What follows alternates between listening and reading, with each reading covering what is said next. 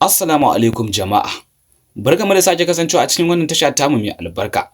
Tabbas a wannan lokaci duk wani magoyin bayan ƙungiyar ƙwallon ƙafa ta Barcelona abu ɗaya yake jira ya ji akan Dani Olmo. Wai shin Barcelona ta masa rijista ne ko kuwa?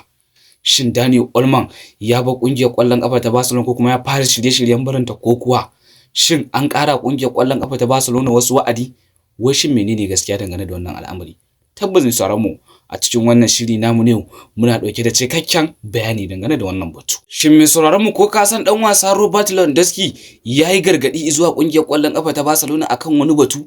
Wai shin me Lewandowski ya faɗi ne? Daga sansanin kungiyar ƙwallon ƙafa ta Real Madrid tabbas zamu kawo muku cikakken rahoto dangane da batu akan cinikin dan wasan kungiyar ƙwallon ƙafa ta Liverpool wanda zamu iya cewa fa yanzu fa tura ta kai bango, rigima tana neman kunnuwa tsakanin kungiyar ƙwallon ƙafa ta Real Madrid da kuma Liverpool. Wai shin a ina kwana ne dangane da wannan al'amari? Ƙungiyar ƙwallon ƙafa ta Manchester United ta fitar da jadawalin 'yan wasan da za ta sallama a wannan lokaci. Wai shin wani ɗan wasa da wani ɗan wasa ne? Wanda tabbas kamar da rahoto ya bayyana in dai waɗannan 'yan wasan suka bar ƙungiyar wataƙila za a iya samun sawaba. Ku biyo mu domin jin wai shin wani ɗan wasa da wani ɗan wasa ne ƙungiyar za ta sallama? Duk ku biyo mu a cikin wannan shiri namu ne mai sauran mu domin jin ƙarashin waɗannan labarai namu ne yau. Wasu labaran ma da suka jibinci harkar ƙwallon ƙafa. Amma kafin na mai sauran mu abinda muke so da ku shine ku daure ku danna subscribe kana ku danna ƙararrawar sauti domin kasancewa ka mutum na farko da zai tsinka shirin mu da zarar mun dora ba tare da ɓata lokaci ba a duk inda kake a faɗin duniya. Idan kuma ka ji ma'anar tasha mai sauran mu muna fatan za ka yi mana like kai mana comment domin karfafa mana gwiwa ci gaba da kama labarai babu kakkautawa. Mun gode. To masu sauraron mu bari wannan shiri namu ya fara zuwa sansanin ƙungiyar ƙwallon ƙafa ta Manchester United mu ji wainar da ake toyawa. Kowa ya sani ba sai an ɓoye ba tabbas a yanzu haka ƙungiyar ƙwallon ƙafa ta Manchester United tana cikin tsaka mai wuya duba da yanayin matsalolin da suke faruwa tattare da wannan ƙungiya. Tabbas ana nan ana ta tunanin wai shin ta za a ƙullo wannan matsala. To a yanzu dai haka kamar yadda rahotanni suka bayyana wata majiya mai ƙarfi ta bayyana cewa a yanzu haka ƙungiyar ƙwallon ƙafa ta Manchester United ta fitar da 'yan wasa guda 10 dindi wanda ake tunanin tabbas za ta sallame su a cikin wannan kaka ta 2025. Wanda la'akari ya nuna cewa kamar yadda aka zauna aka yi analysis aka duba aka tace aka tabbatar da cewa matsalar 'yan wasa ne fa kungiyar ƙwallon ƙafa ta Manchester United ba mai horarwa ba duba da yanayin Eric Ten Hag ya zo yayi an gani shi ma fa Ruben Amorim wanda ake tunanin ya fi Eric Ten Hag din gashi shi ma fa al'amura sun kwabe ba tare da bata lokaci ba kamar yadda dai rade suke bayyana tabbas kungiyar ƙwallon ƙafa ta Manchester United ta bayyana 'yan wasa guda 10 wanda ake tunanin tabbas za su ba wannan kungiya.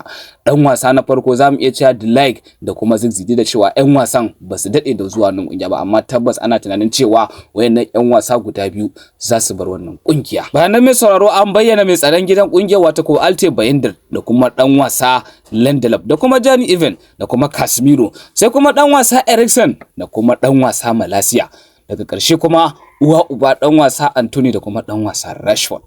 To wannan sune jadawalin 'yan wasa guda 10 da ake tunanin cewa tabbas za su bar kungiyar ƙwallon ƙafa ta Manchester United a wannan kungiya ko da kuɗi ko fure kamar yadda kungiyar ta bayyana. To amma kuma daga sansanin magoya bayan kungiyar ƙwallon ƙafa ta Manchester United suna cewa fa ya kamata fa a ce an sako guda ɗaya sakamakon har yanzu ba a gan shi ba. Shin wane ne wannan? A kamar da yanda rahotanni suke bayyana daga kafafen yada labarai musamman mujallar Facebook bayyana cewa tabbas ya kamata fa a ce dan wasa Bruno Fernandes yana cikin wannan jadawali har inda suke bayyana ya kamata a ce an cire Malaysia an mai gurbinsa da dan wasa wato ko Bruno Fernandes. To magoya ban kungiyar ƙwallon ƙafa ta Manchester United a cikin wannan jadawali da kungiyar taku ta bayyana wanda ake tunanin cewa tabbas za su iya barin wannan kungiya wani ne kuke ganin ya kamata a ce an bari kuma wanne kuke tunanin ba a sa ba. To mai sauraron mu bayan sansanin kungiyar ƙwallon ƙafa ta Manchester United bari mu duba zuwa na kungiyar ƙwallon ƙafa ta Real Madrid mu ji abin da yake faruwa. Kamar yadda rahotanni suka bayyana kungiyar ƙwallon ƙafa ta Real Madrid ta ayyana cewa tabbas za ta yi gyara dangane da kwantiragin dan wasa Jude Bellingham dan asalin kasar Ingila wanda tabbas kafin wannan al'amari mai sauraro tabbas dan wasan Jude Bellingham ya nemi kungiyar ƙwallon ƙafa ta Real Madrid da ta ƙara masa albashi ya zamo daidai da na dan wasa Vinicius Jr da na dan wasa Kylian Mbappe. Ana dan wasa Vinicius Jr yake daukar euro miliyan 20 a duk kaka, dan wasa kuma Kylian Mbappe yake daukar euro miliyan 15 da doriya da za mu iya cewa fa daidai yake da na dan wasa Vinicius Jr din wanda zamu iya cewa dukansu suna daukar euro miliyan 20. Ana dan wasa Jude Bellingham ya nemi karin ya kasance ya zamo daidai da waɗannan 'yan wasa guda biyu wato ko Vini da kuma dan wasa Kylian Mbappe. A zaka tabbas zamu iya ci a kungiyar kwallon kafa ta Real Madrid rade sun nuna cewa tabbas ta aminta da kudirin dan wasa Jude Bellingham. Shin me sauran mu ina aka kwana dangane da batun cinikin dan wasa Trent Alexander-Arnold tsakaninsu da kungiyar kwallon kafa ta Real Madrid da kuma Liverpool?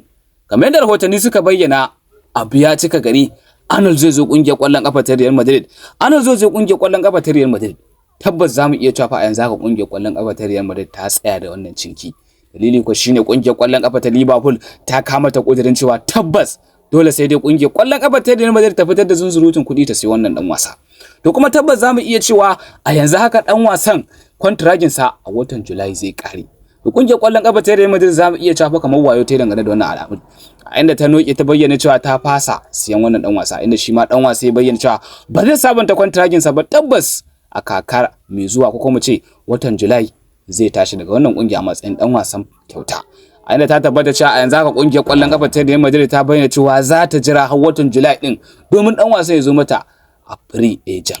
To shin kuna ganin Liverpool za ta iya karkato da hankalin dan wasa Trent Alexander-Arnold ya ci gaba da zama a cikin wannan kungiya ta hanyar sabunta mata kontragi, ko kuna ganin dan wasan zai ci gaba da abin da yake raya a ransa na koma kungiyar kwallon kafa ta Real Madrid, tunda dai kungiyar kwallon kafa ta Real Madrid ta kasa siyansa ko kuma ce ta fasa siyansa a wannan lokaci. Dani Olmo wannan batu shi kadai ake ta magana akan kafafen yada labarai, shi ke ta trending.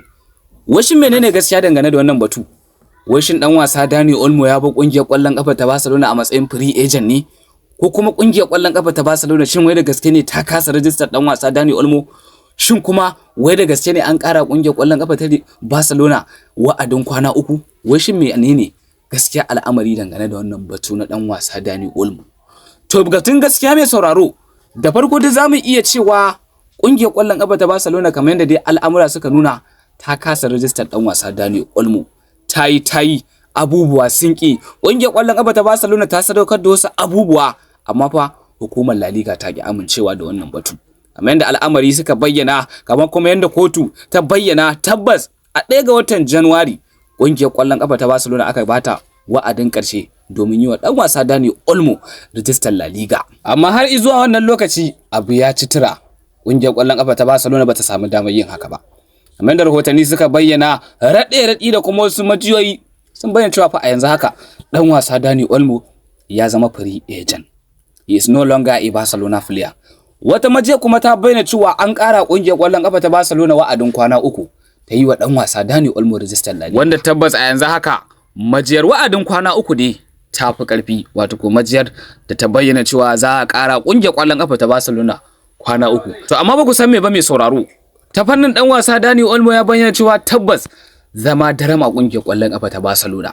Babu inda zai je. Baya tunanin barin ƙungiyar ƙwallon ƙafa ta Barcelona, zai zauna ta tare da wannan ƙungiya ta Barcelona. To shin ta hakan zai faru? Shin idan dan wasa Dani Olmo ya zama free agent zai zauna a kungiyar kwallon kafa ta Barcelona ne? To fa ko da ce dan wasa Dani Olmo ya bar kungiyar kwallon kafa ta Barcelona a matsayin dan wasan kyautawa ta ko free agent, to tabbas fa akwai sauran balli. A hukumance kungiyar kwallon kafa ta Barcelona sai ta biya kungiyar kwallon kafa ta RB Leipzig wato ko euro miliyan 130 har albashin wannan dan wasa da kuma kwantiragin sa. Tabdijan lalle akwai cakwakiya dangane da wannan al'amari. To amma fa tabbas zamu iya cewa a cikin kwana 3 nan watakila kungiyar dai ta san yadda ta sabunta ko kuma ce ta san yadda ta yi wannan dan wasa register, sakamakon tabbas fa idan ma aka ce fa ya bar kungiyar fa abinda ake gudu da shi zai faru na asara kuɗi euro miliyan 130. Bayan nan mai sauraron mu a nan fannin kuma za ku ji cewa dan wasa Robert Lewandowski fa ya ballo ruwa, a inda ana tunanin cikin wannan matsala da aka fada, inda shi ma kunno kai dangane da tashi matsalar, a inda ya gargadi ga zuwa kungiyar kwallon kafa ta Barcelona, inda ya bayyana cewa tabbas in dai har kungiyar kwallon kafa ta Barcelona ta saki ta sai wani dan wasa striker wata ko kishiyarsa, to tabbas a rubuta a aji sai ya ba kungiyar kwallon kafa ta Barcelona a wannan lokaci. Makasudin wannan zance shine ta tabbata cewa yana tunanin kungiyar kwallon kafa ta Barcelona tana nan tana aiki akan ganin cewa ta samu wanda zai mai gurbin sa, duba da yanayin yan matsalolin da suke faruwa tattare da wannan dan wasa, inda zamu iya cewa fa a yanzu haka kwalla ta fara jura dan wasa Lewandowski baya.